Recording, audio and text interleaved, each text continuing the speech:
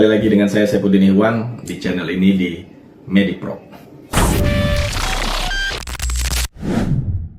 Menurut teman-teman, bagaimana kondisi kita hari ini sebagai pemuda? Sebagai katanya penerus bangsa. Kalau kita lihat dulu ya, dulu pemuda-pemuda Indonesia itu luar biasa. Mereka bercita-cita yang tinggi, mengguncang dunia seperti katakanlah Bung Tomo dengan pekikan merdeka atau mati membakar semangat arek-arek Surabaya.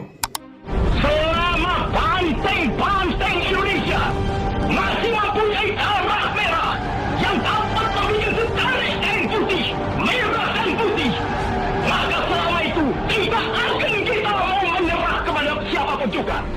Tapi sekarang kita cuma bisa lihat pemuda yang mengguncang TikTok dengan dance challenge-nya.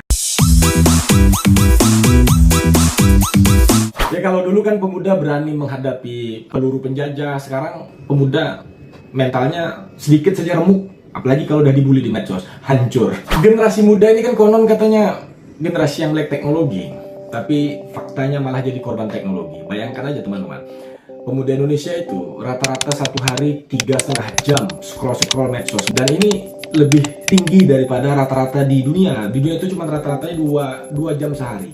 Nah, tapi kalau pemuda kita scroll medsosnya luar biasa lama, tapi baca buku satu judul aja susah. Inilah ironi yang luar biasa. Dulu pemuda zaman itu berjuang melawan penjajah dengan bambu runcing, tapi pemuda sekarang jagonya cuma di kolom komentar, itu pun kalau disuruh aksi langsung kabur. Apakah ini pemuda yang kita harapkan atau kita sebut dengan generasi emas? Ya nggak tahu, tanya yang mau tanya saya. Kalau kita lihat di tahun 1928 misalnya, segelintir pemuda berkumpul dari Aceh, dari Papua, dari Maluku, dari Jawa, dari mana-mana, seluruh Indonesia berkumpul melakukan rapat rahasia. Mereka berbeda suku, berbeda agama, latar belakang, tapi mereka punya tujuan yang sama, yaitu meneriakkan Indonesia merdeka. Dan ingat, pada saat itu mereka bergerak tanpa transportasi.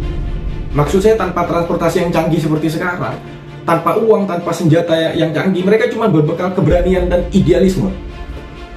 Dan sampai hari ini, apa yang mereka lakukan itu mengguncang dunia, dan kita ingat itu namanya Sumpah Pemuda.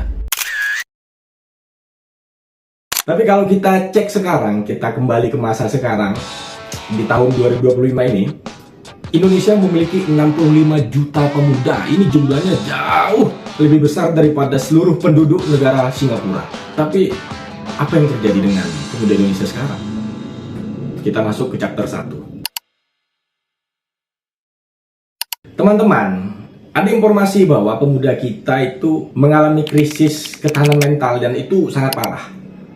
Ada survei yang mengatakan bahwa 1 dari 3 remaja Indonesia itu mengalami tingkat kecemasan yang tinggi, semacam depresi, ketidakmampuan lah dalam mengelola stres. Tapi ironis, karena ini justru terjadi di era sekarang, era di mana kita hidup pada kondisi fasilitas yang super lengkap dalam sejarah bangsa. Kita mengalami budaya instan, dan itu menciptakan generasi yang maunya serba instan saja tanpa proses. Kemudian media sosial yang seharusnya menjadi alat penghubung justru berubah menjadi arena pertarungan identitas sosial, di mana hari ini validasi itu diukur dari jumlah like dan komen. Bahkan studi menemukan bahwa 62% pemuda merasa diri mereka tidak berharga ketika konten mereka kurang mendapatkan apresiasi. Luar biasa. Kita bahagia atau tidak bahagia tergantung bagaimana konten kita di like, di komen. Ini keren sekali. Paradoks ini besar sekali ketika kita menyadari bahwa generasi dengan akses informasi terbanyak dalam sejarah justru menjadi generasi yang paling tidak siap menghadapi realitas kehidupan. Belum lagi kita bicara gaya hidup yang konsumtif, dan itu telah menjadi agama baru bagi pemuda saat ini. Ini ada riset dari Bank Indonesia tahun 2023. Riset itu menunjukkan bahwa 60% pemuda lebih memilih membeli produk branded meskipun harus berhutang. Mereka rela menghabiskan gaji bulanan untuk membeli tas bermerek, tapi enggan sekali berinvestasi pada buku atau kursus-kursus perkembangan diri yang lainnya. Budaya flexing ini di media sosial telah menciptakan siklus konsumsi yang tak sehat. Beli, pamer, lalu beli lagi, pamer lagi, hanya untuk menjaga image. Pertanyaan besarnya sekarang bukan lagi tentang bagaimana kita sampai pada titik ini, bukan lagi bagaimana kita bisa sampai pada kondisi ini, tapi pertanyaannya adalah bagaimana kita bisa membalikkan keadaan yang lebih baik. Bagaimana caranya? Kita masuk ke chapter 2. Pemuda-pemudi Indonesia, berapa jumlahmu? Jawablah, kami hanya satu. Untuk mengatasi persoalan-persoalan degradasi yang terjadi di pemuda Indonesia, ternyata Indonesia butuh lebih banyak pemimpi. Bukan pemimpi yang hanya bisa berhayal ya, tapi pemimpi yang dengan tekad baja berani mengejar visinya sampai ke ujung dunia. Kalau kita lihat sejarah, kemajuan-kemajuan, lompatan-lompatan besar di bangsa-bangsa dunia itu selalu dimulai dari pemimpi-pemimpi besar. Kita lihat bagaimana nama Thomas Alva Edison. Semua kita tahu, Thomas Alva Edison itu tidak menciptakan lampu dalam semalam loh. Ia melampaui ribuan kali kegelapan sebelum akhirnya menerangi dunia. Nah, di Indonesia sendiri ada satu tokoh yang juga sangat menginspirasi, nama B.J. Habibie. B.J. Habibie itu tidak serta-merta membuat pesawat karena dia sekedar bermimpi biasa.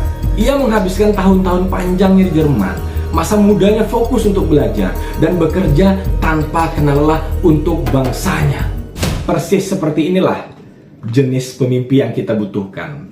Mereka yang memahami bahwa mimpi besar bukanlah tujuan, melainkan permulaan dari sebuah perjalanan panjang yang penuh perjuangan. Inilah mengapa Indonesia tidak bisa hanya mengandalkan pembangunan fisik semata. Membangun gedung-gedung tinggi, membangun jalan-jalan tol, tidak bisa hanya sebatas itu. Kita membutuhkan revolusi pendidikan karakter yang melahirkan pemimpi-pemimpi tangguh.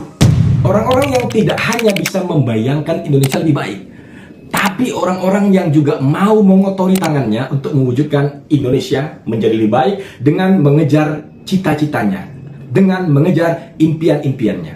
Pemimpi yang tidak menjadikan kegagalan sebagai alasan untuk menyerah, melainkan sebagai batu pijakan untuk melompat lebih tinggi. Pemimpi yang paham bahwa perubahan tidaklah datang dari zona nyaman, tapi dari keberanian untuk mengambil risiko. Dan pada akhirnya, orang-orang yang menjadi pemimpi-pemimpi besar itu akan terus mengasah dirinya, akan terus memperbaiki dirinya, akan terus mengambil ilmu-ilmu yang bermanfaat untuk dia mengejar cita-citanya, mengejar impiannya. Dan pada saat itulah, tanpa kita sadari, Indonesia mengalami peningkatan yang luar biasa karena pemuda-pemudanya terus meningkatkan kualitas diri. Maka saya katakan, Indonesia butuh lebih banyak sang pemimpi. Ya, kita sama-sama tahu ya, Indonesia saat ini sedang menuju puncaknya bonus demografis. Sebuah periode di mana angka jumlah penduduk usia produktif itu melimpah, melebihi usia-usia yang tidak produktif. Di balik peluang emas itu tersembunyi bahaya besar yang sedang mengintai. Bonus demografi ini ibarat pedang bermata dua, teman-teman. Nasibnya sepenuhnya tergantung pada kualitas generasi kita hari ini, generasi muda. Di satu sisi, jika pemuda Indonesia memiliki mental pemimpi, bonus demografi ini akan menjadi mesin pendorong kemajuan yang luar biasa. Jika kekuatan 65 juta pemuda itu memiliki daya juang yang tinggi, kompetensi yang mumpuni, dan semangat untuk membangun negeri, mereka bisa menjadi pengusaha, mereka bisa menjadi ilmuwan, mereka bisa menjadi seniman, mereka bisa menjadi profesional-profesional handal di bidangnya masing-masing. Dan ini akan meningkatkan Indonesia dari negara yang berkembang menjadi negara yang maju. Tapi ada sisi gelapnya. Kalau seandainya pemuda-pemuda Indonesia justru tumbuh dengan mental yang pasif, tanpa visi, enggan berubah, tidak punya mimpi yang besar, baru menghadapi persoalan yang sederhana sudah lemah, jatuh, patah, apa yang akan terjadi? Pemuda-pemuda Indonesia akan menjadi sejarah dari runtuhnya peradaban yang kita harapkan. Dan sekarang pilihan itu ada di tangan kita. Pemuda tanpa mimpi hanyalah penonton di negeri sendiri. Mereka menyaksikan perubahan terjadi tanpa bisa ambil bagian. Tapi sebaliknya, pemuda yang tumbuh dengan mimpi-mimpi besar adalah aktor-aktor perubahan. Mereka tidak hanya menunggu kesempatan, tapi mereka menciptakannya. Mereka tidak mengeluh tentang masalah, tapi mereka bekerja untuk mencari solusi. Mereka tidak terintimidasi oleh tantangan, tapi mereka melihat itu sebagai peluang untuk berkembang. Pertanyaannya sekarang, apakah kita sebagai pemuda akan memanfaatkan momen yang bersejarah ini? Atau justru menyia-nyiakannya? Jawabannya tidak terletak pada kebijakan pemerintah. Jawaban itu ada pada diri kita, ada pada api semangat yang menyala di dalam hati semua pemuda Indonesia. Karena pada akhirnya, angka demografi hanya statistik. Yang mengubahnya menjadi berkah atau bencana adalah kualitas manusia-manusia di balik angka-angka tersebut. Mulai sekarang teman-teman, jadilah pemimpi yang sejati, bukan sekedar penghayal, melainkan pemimpi yang berani membangun istana impiannya satu demi satu.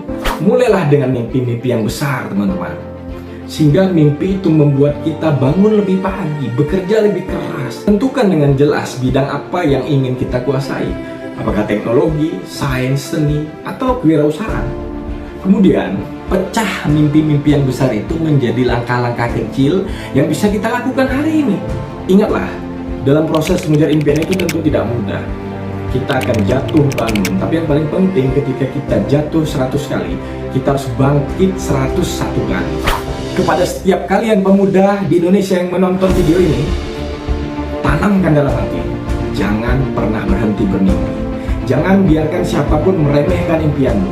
Jangan biarkan kegelapan mengubur impianmu. Karena di tangan pemimpi sejatilah nasib Indonesia ditentukan.